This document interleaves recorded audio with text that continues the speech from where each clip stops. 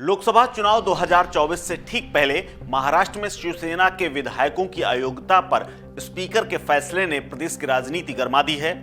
Speaker Rahul Narvekar ने एक भी विधायक को अयोग्य नहीं ठहराया। ये मुद्दा गरमाता जा रहा है। अब इस मुद्दे पर राज्य में बयानबाजी शुरू हो गई है। उद्धव ठाकरे ने बाकायदा सुप्रीम कोर्ट जाने की बात कही है, लेकिन चर्चा इस बात की भी है कि वो कौन सी गलतियां हैं जिसका जिक्र करके स्पीकर ने उद्धव ठाकरे गुट की उम्मीदों पर पानी फेर दिया और एक एक करके उद्धव ठाकरे की वो गलतियां गिनाई जिसके बाद उन्होंने बाकी बचे हुए शिंदे गुट के विधायक पाक साफ निकल गए और किसी को भी अयोग्य घोषित करने की जरूरत तक नहीं समझी गई। दरअसल महाराष्ट्र विधानसभा के अध्यक्ष राहुल नार्वेकर ने बुधवार को शिंदे गुट के विधायकों की सदस्यता रद्द करने वाली की जो मांग वाली याचिका उद्धव ठाकरे गुट की थी उसको खारिज कर दिया। स्पीकर ने कहा कि विधानसभा में शिंदे गुट ही असली शिवसेना है। विधानसभा अध्यक्ष ने यह भी कहा कि चुनाव आयोग के सामने पेश किया गया पार्टी का संविधान ही मान्य होगा। तो अब ऐसे में सवाल उठता है कि वो 5 कौन सी गलतियां हैं, कौन से ऐसे कारण हैं जिसके चलते उद्धव ठाकरे के हाथ से शिवसेना चली गई। दरअसल महाराष्ट्र के विधानसभा अध्यक्ष राहुल नार्वेकर ने फैसला सुनाते हुए इस बात का भी जिक्र किया कि उद्धव ठाकरे ने समय रहते पार्टी के संविधान को चुनाव आयोग में पंजीकृत नहीं करवाया। इस कारण पार्टी के 1999 के संविधान को ही आधार मानकर फैसला दिया जाएगा। गौरतलब है कि शिवसेना में बाल ठाकरे के निधन के बाद साल 2013 और 2018 में संविधान में संशोधन किया गया था, लेकिन इसे पंजीकृत चुनाव आयोग में नहीं करवाया गया। यानी जो संविधान में संशोधन हुआ उसका पंजीकरण आयोग में नहीं कराया गया। इसी बात को आधार विधानसभा अध्यक्ष ने बना लिया।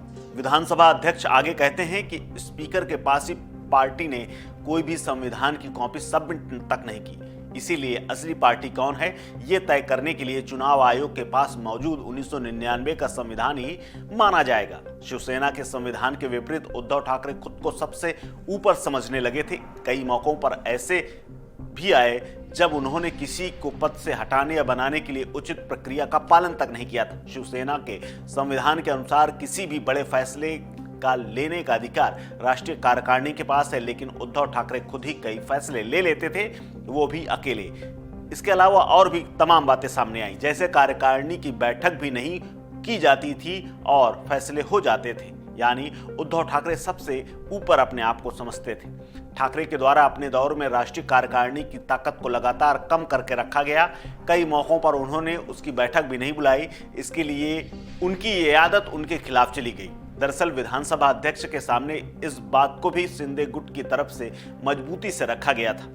आपको बता दें कि 21 जून की वो तारीख जब एकनाथ शिंदे अपने विधायकों को लेकर शिवसेना से बगावत कर निकल गए थे और विधायकों को लेकर गुजरात चले गए थे, उस दिन उद्धव ठाकरे जो कि उस समय राज्य के मुख्यमंत्री थे, सरकारी आवास पर उनकी एक बैठक हुई थी जिसमें शिंदे को विधायक दल का नेता और उस पद से हटाने को लेकर फैसला किया गया था। लेकिन विधानसभा अध्यक्ष ने माना कि विधायक दल के नेता को हटाने का फैसला पार्टी के कार्यकारिणी के बिना बैठक के नहीं किया जा सकता। अध्यक्ष ने यह भी कहा कि पार्टी का संविधान उद्धव ठाकरे को इसकी इजाजत नहीं देता है। यानी यहां पर भी उद्धव ठाकरे फेल साबित हुए।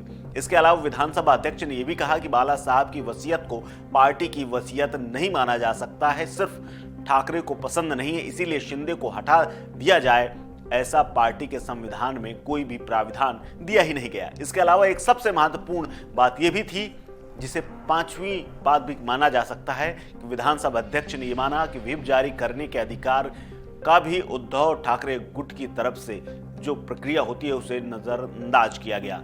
व्हिप जारी विधानसभा में पार्टी के नेता की तरफ से किया जाता है, लेकिन उद्धव ठाकरे ने यह अधिकार सुरेश प्रभु को दे दिया। किसी भी तरह का बदलाव करने का अधिकार भी पार्टी के विधायक दल के नेता को ही होता है। पार्टी अध्यक्ष के पास यह अधिकार बिल्कुल भी नहीं है। इसके अलावा विधानसभा अध्यक्ष राहुल नार्वेकर ने उद्धव ठाकरे की इन गलतियों को भी आधार बनाते हुए अपने फैसले सुनाए, जिसको सुनकर के भले ही शिवसेना यानी उद्धव ठाकरे गुट वाले नाराज हों और उसके सहयोगी नाराज हों और सुप्रीम कोर्ट तक जाने की बात कह रहे हों, लेकिन उद्धव ठाकरे का संविधान, शिवसेना का संविधान जो उसको पढ़ करके विधानसभा अध्यक्ष ने फैसला दिया है, उसको लेकर के उन्हीं की मुश्किलें कम होने का नाम नहीं ले रही। अब देखना है सुप्रीम कोर्ट आगे जब याचिका पहुंचेगी, सुनवाई होगी, तो उस पर क्या फैसला लेता है। इस खबर में फिलहाल इतना ही। अपडेट्स के लिए बने रहिए वन इंडिया हिंदी के साथ। नमस्कार।